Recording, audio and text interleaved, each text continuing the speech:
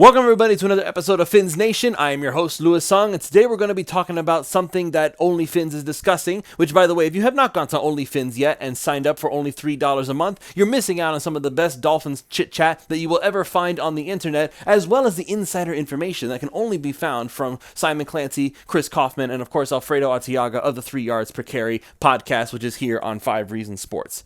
Now, what exactly is the topic of the discussion that is being had right now with the fans? The most pressing thing right now is regarding Chris Grier.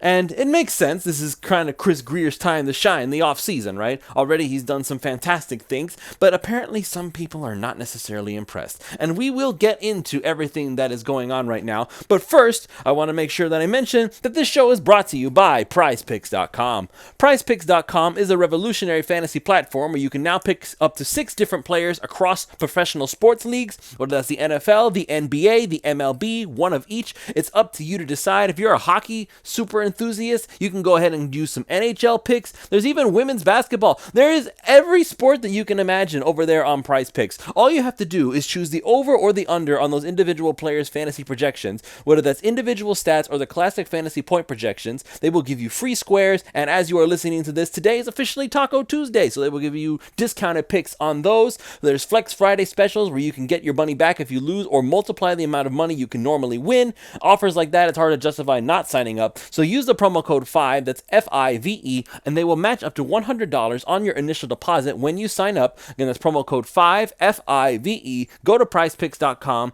get your free $100, and prepare for Taco Tuesday because it is here, my friends. I know that I'm going to be loading up.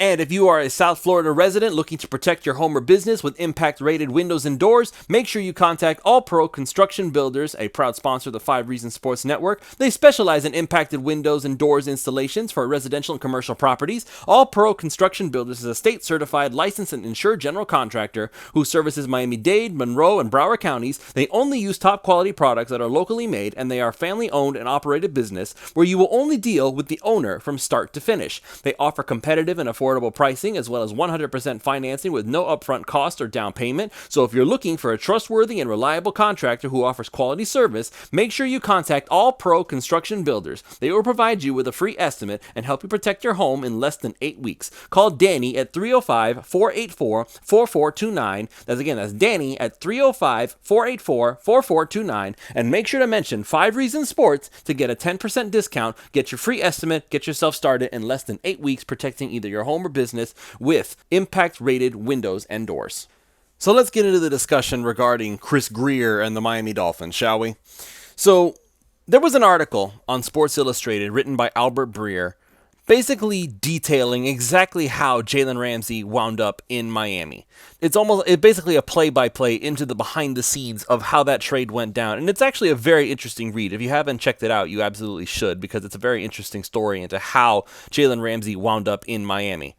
But the simple fact of the matter is, Chris Grier, in these past few years alone, has made incredible trades. That this is why I called him the Godfather at this point over Pat Riley, because he's doing deals that I did not think were possible. I never could have imagined that Tyreek Hill would somehow end up as a Miami Dolphin, ever. I figured that he would go to some team that, after he finished playing in Kansas City, because I really didn't think being a trade was even possible. But nevertheless, it was between the Dolphins and the Jets, and Chris Grier, and again, you have to give Grier some level of credit here. Chris Grier was able to make a roster where Tyreek Hill decided, you know what, I prefer to go to Miami than I prefer to go to New York. And you could argue that some of that is, it's just a no income tax kind of thing. Or you could argue that, it's more laid back in Miami. Or you could even point to it's a Mike McDaniel-led team, which means that it's an offense-led team instead of a defense with Robert Saleh. Okay, well, if that's how you want to play it, sure. But either way, Tyreek chose the Dolphins over the Jets. Straight up. And you have to give Grier some credit because that's a roster that Tyreek decided he wanted to be a part of. And also, you have to give credit to Chris Grier and, of course, his right-hand man, Brandon Shore, who was able to make that payroll work. So, moving the money around, slushing some money here, moving some money there, making some cuts here, doing some restructures there. Now, the next trade he makes is for Bradley Chubb, who, aside from some injury history, is one of the better pass rushers in the NFL. His numbers speak for themselves. His tape speaks for itself. The only thing that also speaks for itself, unfortunately, is the fact that he has had injury history. But it's no shock that Bradley Chubb made an impact when he joined the Miami Dolphins. It doesn't show up in his stat sheet. It shows up in the fact that Jaylen Phillips, as good as he was earlier in the season, he really started to come alive as soon as Bradley Chubb showed up, because now other teams had to account for Chubb, which means they couldn't put all their focus on Jaylen Phillips instead. So all of a sudden, Jaylen Phillips is free to run wild and chase after quarterbacks and do whatever else he's got to do. He is going to be scary in the Vic Fangio defense with Bradley Chubb fully healthy and in a full year of being in the defense. Okay? So again, that's Chris Grier basically coming in and saying, I'm going to do this. I'm going to bring in this player. And all it's going to take me is a first-round pick. Which, by the way, the only reason we don't have a first-round pick this season is because Bruce Beal, and I got to give Stephen Ross some crap for this too, decided that he wanted to chase down Tom Brady while he was still under contract with Tampa Bay. And, of course, the whole story got hit with the tampering. This was one of the most blatant things we'd ever seen in the NFL, blah, blah, blah. We get it. We understand. Steve Ross and Bruce Beal messed things up, and that's why Bruce Beal is no longer in the equation. Now it's going to be Stephen Ross's daughter who's going to be in charge when he inevitably moves on. But with that being said, the point still stands. Chris Grier made a fantastic transaction, and he's only going to keep going. Jalen Ramsey now steps into the plate, and all it took was a third-round pick and Hunter Long to get one of the best corners in the NFL. I know about all the articles saying that, oh, well, he had a down year, he's getting slow, he's getting old, I don't care, okay? Name me 5 corners better than Jalen Ramsey. Just 5. You can even throw in Sauce Gardner if you really want to. Go ahead. You can name him the best cornerback in the NFL if that's what you want, because that's how the New York Jets hype ends up going. But Jalen Ramsey's up there in the top 5. And all it took was a third-round pick. One of the things in the article is how McDaniel was joking that he's already been an NFL head coach now. This is going to be his second year as a head coach, and he still hasn't had the opportunity to make a first-round draft pick. And Grier gave him this kind of side-eye smirk and said, Tyreek Hill, Bradley Chubb, and Jalen Ramsey are your first-round picks. And that kind of got McDaniel to kind of shrug and say, you know what, you're right. So when it comes to wheeling and dealing, I would argue that Chris Grier is probably the best NFL GM there is. Because the kind of things that he's able to pull off when it comes to trades is unheard of in the NFL. He knows how to negotiate. He knows how to make things happen like that. And yet, here we are still looking at Chris Grier, or at least some people are, looking at him with a suspicious lens. That maybe Chris Grier is not really all that great. That he's failing the Dolphins in some way. And this all comes back to that doggone offensive line. And I get it. The offensive line is probably the only thing at this point that Chris Grier has not managed to figure out. He signed off on Austin Jackson. It hasn't worked out for him. He signed off on Liam Eichenberg. It hasn't paid off for him. And even now, the impatience regarding fixing the offensive line is still going very strong. I said a couple shows ago that people need to be patient with the offensive line. There's a whole second wave of free agency to go to. There's still the possibility that somebody else steps up altogether. I'm still looking at Kendall Lamb as that potential possibility. Because if Austin Jackson is truly going to have to compete for his job, Kendall Lamb could beat him. It's not like it's a high bar. It really isn't. And I'm not saying Kendall Lamb is the answer. I'm just saying that he could be an answer. A legitimate one. Maybe a stopgap until somebody better can come along. But a stopgap nonetheless. Somebody you can at least say, you know what, you'll do the job well enough that everything will be okay. And after that, all you have to worry about is left guard. And who knows, maybe Dan Feeney kind of revitalizes himself and becomes starter material again. We've been over all of that already. The part that I take issue with is this idea all of a sudden that Chris Grier is not a good GM. What about him makes him a bad GM? If the only thing you can point at is, well, he hasn't fixed the offensive line. Or maybe you would like to reword it and say that he's neglecting the offensive line. He's blatantly ignoring the fact that Austin Jackson is bad. He's unwilling to admit that he blew it on Austin Jackson and Liam Eichenberg. Okay, you might have a valid point there about his actions. You may have a valid point that he doesn't want to admit he messed up. I don't know what's going on in his head. I do know what he's doing, and right now it's not necessarily looking for the most expensive right tackle prospect you can find. But how do you know that that's not something he's looking at elsewhere? How do you know that he's not looking through the draft and trying to find a better option? Now, obviously the draft is not there yet. They're still doing some scouting. They're still checking everything out. They're preparing their draft board, I'm sure. Now, some might argue, well, if he picks an offensive lineman, he's just going to blow it again. Keep in mind, folks, Mike McDaniel is the guy now. And he has a lot of people there who know how to find offensive line folks. They found Kendall Lamb off the street.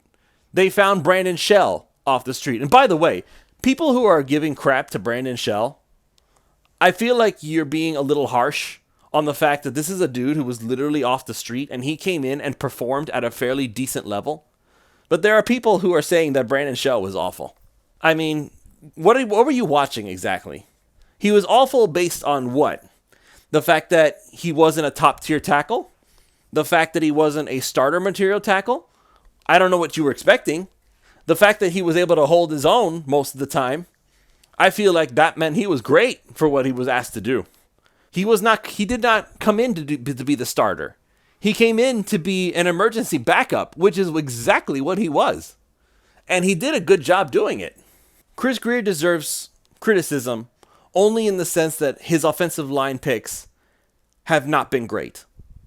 His picks on the offensive line have been mediocre at best. But you know what? If mediocre offensive lineman is the cost that I have to pay to have the level of star talent that he has managed to drag to Miami because they just want to be in Miami, and it's not just to get paid. Other teams can pay them. You read that Albert Breer article, and you can see that there were other teams willing to give Jalen Ramsey more than what Miami gave them. He wanted to be in Miami more than anything else. Tyreek Hill, you don't think the Jets would have been willing to pay him even more than what he got from Miami? They would have given Tyreek anything. They would have given him ownership of the team to be able to get that guy. Tyreek wanted Miami. And there are a lot of players who are looking at this team and being like, you know what? I want to be in Miami. Now, I realize that guys like Mike White doesn't exactly make waves in the fan base, but he wanted to be in Miami. Braxton Berrios used to be the University of Miami guy. I'm sure he wanted to come back to Miami. He's very happy to be back in Miami. And maybe he becomes a true slot guy, because that's what something that people were discussing before in the previous show is that, oh, well, the Dolphins can't make yards after the catch because Tyreek Hill and Jaylen Waddle are running all these weird routes. Well, maybe Berrios becomes the slot guy. That's fine. I still think it's going to be Cedric Wilson. I figured they're paying him for something. And unless Chris Grier is going to plan another trade to get Cedric Wilson for a draft pick or something along those lines, which he very well could because that's something he's very good at. I fail to see why people are unwilling to give Chris Grier credit. Even if you don't think he's one of the top GMs in the NFL, you at least have to acknowledge that he is a very, very good one. I would argue that Chris Grier at this point is top 8 as far as GMs go. How many GMs do you know that can still manage to get these kinds of players at the prices that he's getting them at and still manage to make it so that year after year the Dolphins are not in cap hell? Because the Los Angeles Rams right now are in cap hell. The number of players that they have had to lose over the course of the past 2 seasons is baffling. And if you look at their dead cap, I think I saw the number, it's over $50 million in dead cap space. Miami is nowhere near that amount. Not even close. And they've been doing just as many trades as the Rams have as of late for incredible star power, some of which the Rams themselves traded for Jalen Ramsey. But Miami's not struggling the way the Rams are right now. And I understand that part of that is because Tua is on a rookie contract. So that helps a lot. But even after the fact, you don't think that if Tua balls out, that Chris Grier doesn't have some kind of a plan to make sure that Tua gets paid while also still being able to give him some pieces that he can work with? Maybe it's not going to be Tyreek Hill and Jaylen Waddle forever. Maybe after a while it'll only be Tyreek and maybe Jaylen goes to play somewhere else where he can cash in. You have to pay the piper at some point. I understand that. You can only kick the can down the road for so long. Otherwise, you end up like the Cleveland Browns, who recently restructured Deshaun Watson's contract already, even though he was terrible. And now the Browns are going to owe $60 million to Deshaun Watson in 2024. $60 million against the cap for a quarterback who, when he got on the field, looked worse than his backup. But you could not justify benching Deshaun Watson for Jacoby Brissett to the fan base. You traded for him. Now you got to play him, no matter what happens. If you were betting on Deshaun Watson in Prize Picks, you were betting the under because Watson was nowhere near the kind of player he was with the Houston Texans. Not even close. Maybe you could argue it was his year off. Maybe you could argue the fact that he just wasn't used to the new offense. You can make a lot of arguments, some of which I will not say on the air. But the fact of the matter is Deshaun Watson looked terrible. And now the Cleveland Browns are going to have to pay for it eventually. And they're still not in a good position. They may lose their best running back because of this Deshaun Watson thing eventually. Can you imagine having to lose your best weapon because you made the rotten mistake of keeping on a quarterback that decided that, you know what, this is more important to me than playing football? Again, I don't want to get into all the gnarly details of the Deshaun Watson thing. Everybody knows what's going on at this point, and that's why I'm so happy the Dolphins did not decide to trade for him. There were a lot of rumors. There was a lot of discussion. I know that there's a lot of speculation that Brian Flores straight up said, I want Deshaun Watson. I am glad that Chris Grier and Stephen Ross did not sign off on it ultimately. I am very glad that Chris Grier decided, you know what, I'm really good at making trades, but I also know when it's time to not make a trade. And that was the moment. Cleveland, now the hook is on you. So if you're going to try to tell me that Chris Grier is not a good GM because he won't make a move on the offensive line, again, I submit to you. The offseason is just getting started. There's still the draft to go through. There's still the second wave of free agency. They may make another trade. You never know. There are still options around there. Maybe the Miami Dolphins managed to trade Cedric Wilson for a fourth-round draft pick for the Dallas Cowboys. Who knows? Because they say that they didn't want to lose him. Maybe they still want him back, even after going ahead and getting Brandon Cooks. Maybe there's a veteran who's making too much money on his current team. And after the draft is over, they manage to find his replacement. And that other team decides, you know what? Thank you for your services. You are no longer required. And Miami will come in and say, welcome home. That would work for me, and I'm pretty sure it would work for most of you too. So with all that said, we're going to go ahead and call it here on this show. There's still a lot of work for Chris Grier to do. I understand that. But make no mistake, Chris Grier is good at what he does. And I would classify him as a top-tier GM for everything that he has done. I've criticized him in the past. I've said many things about him that I did not like. But given what he's done recently, given what he's shown he is capable of when given the permission and the authority to do so, it's hard for me to criticize him for anything other than the fact that his offensive line scouting is subpar.